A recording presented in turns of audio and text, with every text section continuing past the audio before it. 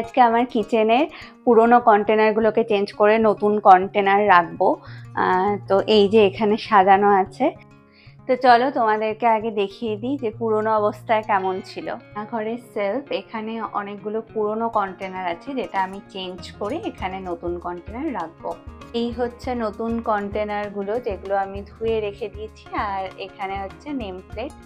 এখানে সমস্ত মশলাপাতি রাখার পর এখান থেকে আমি নেম প্লেটগুলো এই কন্টেনারে লাগিয়ে দেবো। এই কন্টেনারটা আমি হলুদ রাখছি। যে চামচ আমি এটার মধ্যে দিয়ে দিলাম, আর এটার ঢাকনা হচ্ছে এটা, তো আমি এই ঢেকে দিলাম। এখান থেকে হলদি পাউডার বের করব, দেখি আগে বের করি। খুলে যাচ্ছে না দিদি?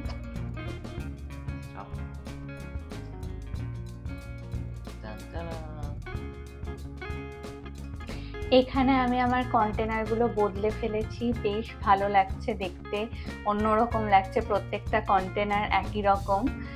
তোমরা জানিও তোমাদের কেমন লাগলো।